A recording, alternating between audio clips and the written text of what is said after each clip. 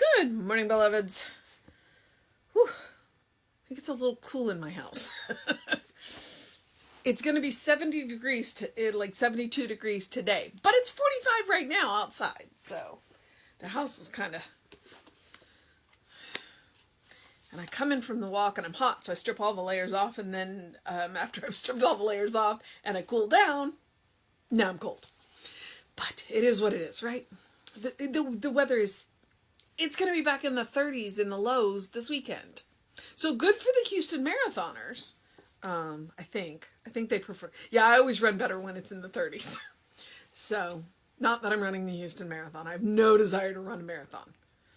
I'm only half crazy. I'd like to do a half marathon. There's a bumper sticker that says that. All right, it is January 13th. Our title is Today I Recognize That I Am a Perfect Being Living Under Perfect Conditions. Our quotes: all things are made by him, and without him was not anything made that was made. John 1:3. His being is conceiving of all things and making them. He even makes all things in heaven, in air, in earth, in deep, in all the cosmos, in every part that is and that is not of everything. For there is not in all the world that is not he. Thrice greatest Hermes. There is not whatsoever higher than I. All this is threaded on me as rows of pearls on a string. And that is the Bhagavad Gita. Okay. All things are threaded on the divine, like rows of pearls on a string. Spiritual intuition tells us that beauty is at the root of everything. Ugliness is its suppositional opposite. We must sense not the opposite, but the reality. For there is not in all the world that is not he. This means that God is in and through everything. In this divine presence, which we are to recognize. For every apparent opposite, we are to supply a realization of the truth about that opposite. In this way, we supply a spiritual sense that is transcendent of the form which the material sense has created. In this way, one can look at, in and through a difficulty or a difficult situation until he perceives the truth at the very center of its being. Thus, the devil, that is evil or false appearance, is transmuted into an angel of light, for there is naught besides him. If everything enduring and true comes from God, the Creator, then we may be certain that no matter what the appearance is, the reality is always perfect. This is why Jesus tells us to judge not according to appearance, but to judge righteously. We shall always judge righteously when our knowledge is based upon the certainty of the divine presence, perfect in the center of everything. Today, I recognize that I am a perfect being, living under perfect conditions, knowing that good alone is real. I shall also know that good is the only thing that has any power either to act or react. Everything I do, say, or think today shall be done, said, or thought from the spiritual viewpoint of God in everything. Woof. Okay. So you're familiar with the phrase rose-colored glasses. And it's very much maligned. Most of the time when we say people are looking at the world through rose-colored glasses, we're using it as an insult. But that's exactly what Ernest is asking us to do. He is asking us to look at the world not through rose-colored glasses, but through our spiritual glasses, to recognize and see through the material form, to see the reality behind. which I frequently do when I ask you to look in the eyes of everyone and see God looking back at you, to see in the place of this person who you may be having issues with, to see a child of God, to see a beloved child of God looking back at you. So he is definitely asking us, and one of the reasons why rose-colored glasses is used as an insult, it's because you don't see the problems, the messiness, the what have you. But that's one of the things about science of mind. It's like, okay, we acknowledge that it's messy, and we acknowledge that it's juicy, and we acknowledge that there's a whole lot going on in the material. But what we are doing is looking through the material mess and seeing the spiritual reality behind whatever is going on, and recognizing that whatever is going on, God is there, which means that the situation, the event, can be resolved, that there is a solution.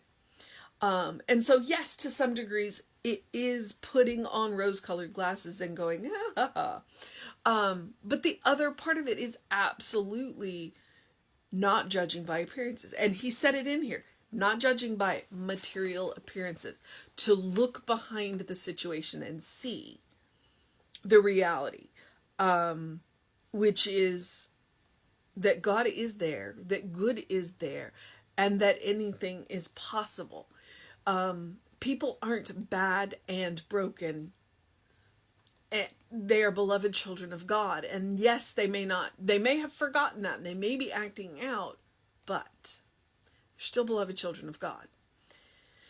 And so whatever actions and responses we take to people in our lives, situations in our lives, that's what we have to remember. God is here. God is all around. Solutions are all around. Solutions are possible. And regardless of how I or the other person in this, the other people in the situation are acting, we're all children of God. We're all beloved children of God. And if we can remember that, then that puts us so much closer. I'm not even going to say one step. It puts us so much closer to a resolution to whatever's going on. Beloved children of God. So, rose-colored glasses today. That's what we're talking about. But in this case, we're saying our spiritual sight, our spiritual glasses. We look around material all the time.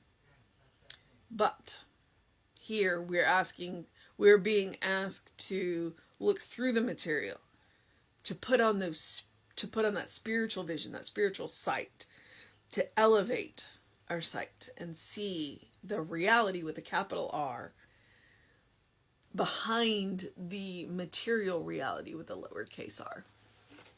All right. So today I recognize that I am a perfect being living under perfect conditions. And the title, okay. It means whole. We're whole beings living in whole conditions, which includes a little bit of messy. So, John 1, all things that were made by him, and without him was not anything made that was made. Okay? That's one of those, I would suggest go read a few lines before, go read a few lines after. It's John 1:3. All right? It'll make more sense in context. And then the thrice greatest Hermes, his being is conceiving of all things and making them. He even makes all things in heaven, in air, in earth, in deep, in all of cosmos, in every part that is, and that is not of everything. There is not in all the world that is not he. And we say this. God is all there is. And that means that absolutely everything around us is made of the same substance, which is God's substance. All right? And then the Bhagavad Gita, and I've heard this quote before. There is not so whatever higher than I. All this is threaded on me, as rows of pearls on a string. And then he starts out with that quote: all things are threaded on the divine. It's all God. It's all God. All things are threaded on the divine like rows of pearls on a string. Spiritual intuition tells us that beauty is at the root of everything because God is at the root of everything. Ugliness is its suppositional opposite. We must sense not the opposite but the reality. It's asking us to penetrate through the appearance. For there is not, we must not sense the opposite but the reality, for there is not in all the world that is not He, meaning God. There's nothing but God. That was a quote. This means that God is in and through everything. Have you not been listening to Ernest say that? Everything you read from Ernest, somewhere in there, he's going to slip that line in. It is this divine presence which we are to recognize. It is the point of spiritual practice, to recognize and to unify our thoughts and feelings with. We're already unified with the Spirit because that's what we're made of. But it's to unify our thoughts, our feelings, our consciousness with that presence. That is what we are.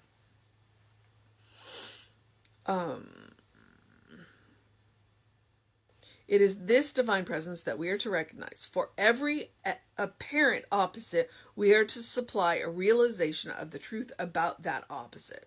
So when we walk into messy situations, our first job is to see God there. And then everything else will fall into place. And I'm not saying it won't be hard, and I'm not saying it won't require work, but when we walk into a messy situation, the first thing we do is we see God. And when we see God there, then everything else becomes possible. Everything else becomes possible. In this way, we supply a spiritual sense that is transcendent of the form which the material sense has created. All right? In this way, one can look at, in and through a difficulty or a difficult situation until they perceive the truth at the very center of its being. Okay? It's worth, all right. In this way, we supply a spiritual sense that is transcendent of the form which the material sense has created. All right? That's what we're talking about. Putting on those rose-colored glasses. Putting on that spiritual vision to see through the material appearance and recognize it's going to be okay. Even if it takes work. Especially if it takes work. Thus, the devil, that is evil, or false appearances, is transmuted into an angel of light, for there is naught besides God. There's nothing but spirit. There's nothing but spirit here. It's spirit being misused. Once we recognize that, then that puts us on the path to using it correctly, using that law correctly. All right? If anything enduring and true comes from God, the Creator, then we may be certain that no matter what the appearance is, the reality is always perfect. The reality is always whole. And so once we recognize that, then we can get on our way to sorting out the appearance. I hesitate to use the word fixing the appearance, but sorting out the appearance. Because sometimes the situation doesn't need to be fixed. It simply needs to be recognized for what it is.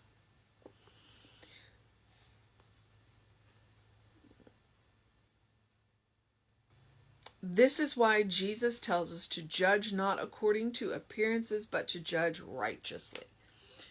And righteously gets abused. That word definitely has taken some abuse. And so what we might say is to judge with the spiritual vision, not the material vision.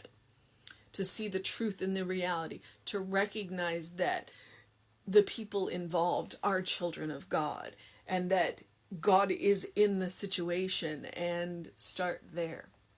Start there. We shall always judge righteously when our knowledge is based upon the certainty of the divine presence, perfect at the center of everything. Which is what I just said. All right, so today I recognize that I am a perfect being, a whole being, living under perfect conditions, whole conditions, knowing that the good alone is real. All else is false appearances and a misuse. I shall also know that the good is the only thing that has any power either to act or to react. And that's super important. There is not an evil power acting. The power is good. It's up to us to make the appropriate use of it. Everything that I do, say, or think today shall be done, said, or thought from the spiritual viewpoint of God in everything. So, what I am hearing, the mission today, should we choose to accept it, is to make sure that we put God at the center of everything we do, we think, we say, we act, we react, we respond. That it all starts with God. It all starts with spirit.